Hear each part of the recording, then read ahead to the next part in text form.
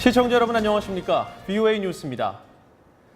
북한 선적 유조선이 동중국 해상에서 몰래 석유를 옮겨 싣는 이른바 환적 의심 장면이 또 포착됐습니다.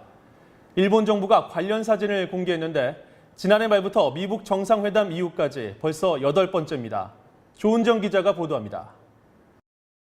지난달 29일 오전 북한 선적 유조선 안산 1호가 중국 상하이 남남동쪽 350km 해상에서 선적을 할 수 없는 선박에 호스를 연결해 무언가 옮겨 싣는 장면입니다. 일본 방위성은 관련 사진들을 인터넷에 공개하고 유엔 안전보장이사회에서 금지한 환적으로 의심된다고 밝혔습니다. 또 안산 1호는 안보리 제재 대상 선박인데 배 이름을 호프C로 바꿔 눈속임을 꾀했다며 이번 사건을 안보리 대북제재위원회에 통보했다고 밝혔습니다. The North is still trying to evade sanctions through ship-to-ship transfers. 일본이 초계기와 함선 등을 투입해 밝힌 북한 선박의 환적 사례는 이번이 8번째입니다. 미북 정상회담 이후인 지난달 21일에도 중국과 북한 선박의 환적 사건이 공개됐고 트럼프 대통령은 중국의 대북 제재 완화 가능성을 지적하기도 했습니다. And they did help us on the border with North Korea. They might not be helping us anymore, and that would be too bad. 세 번째 방북을 앞두고 있는 폼페오 장관도 최근 중국 왕이 외교부장에게 안보리 대북 제재의 전면적 이행을 촉구하기도 했습니다. 전문가들은 선박 간 환적 등 대북 제재의 구멍을 막기 위해서는 반드시 중국의 협조가 있어야 한다며 엄중한 경고가 필요하다고 강조했습니다. VOA 뉴스 조은정입니다. 미국은 비핵화에 대한 대가로 북한의 체제 보장과 번영, 즉 경제 발전을 제시하고 있습니다. 하지만 아무리 도와준다고 하더라도 현재 체제 아래서 북한의 경제 발전은 쉽지 않다고 전문가들은 전망했습니다. 박승혁 기자의 보도입니다. 북한의 비핵화 이후 국제사회 제재가 해제되고 경제 지원이 이루어진다는 가정 아래 미국 내 전문가들은 북한도 중국이나 베트남식의 경제 발전이 불가능하진 않다고 말합니다.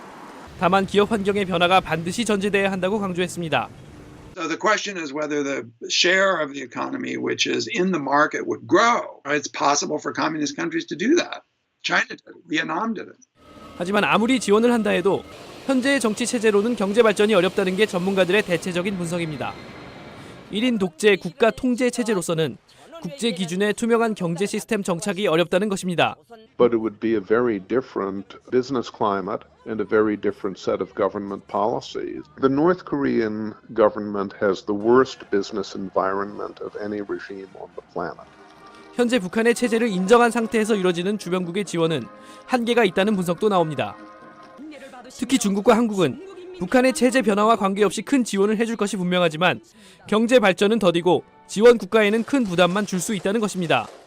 Infrastructure. And the first projects would be road and rail links. Those could be expensive for the South. 전문가들은 또 북한이 국제사회가 인정하는 완전한 비핵화를 이루지 못할 경우 민간 투자가 주도하는 획기적 경제 발전은 불가능할 것이라고 전망했습니다.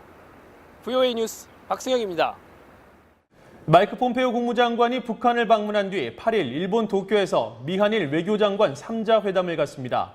한국 외교부는 오는 8일 폼페오 장관과 강경화 장관, 고노라로 일본 외무상이 만나 폼페오 장관의 방북 결과를 듣고 비핵화 대응 전략을 협의할 것이라고 밝혔습니다. 앞서 국무부는 폼페오 장관이 방북 일정을 마친 뒤 한일 지도자들을 만나 북한의 완전한 비핵화와 영내 문제를 논의할 것이라고 밝혔습니다. 한국을 방문 중인 토마스 오에아 퀸타나 유엔 북한 인권 특별보고관은 북한 인권 문제 해결 없는 한반도 평화체제 논의는 지속될 수 없다고 밝혔습니다. 퀸타나 보고관은 VOA 인터뷰를 통해 한국 정부가 북한 인권 문제 해결에 관심을 갖고 있다고 답했다면서도 지금까지 상황으로 볼 때 북한 인권 문제가 한국 정부의 최우선 순위는 아니라고 지적했습니다. 그러면서 한국 정부가 북한과 경제 협력을 원한다면 강제노동 등 인권 문제 해결이 선행돼야 한다고 강조했습니다. 제242회 미국 독립기념일 행사가 미국 전역에서 펼쳐졌습니다. 수도 워싱턴 DC에서는 대형 엉클샘 인형을 앞세운 공연단과 군악대를 비롯한 각 단체의 시가 행진이 진행되는 등 미 전역에서 축하 행사가 열렸습니다. 트럼프 대통령이 미국 영웅들의 피와 땀, 희생을 절대 잊어선 안 된다는 영상 메시지를 공개한 가운데 저녁 9시에는 미 전역에서 불꽃놀이 행사가 열려 1776년 7월 4일에 실시한 미국의 독립선언을 기념합니다.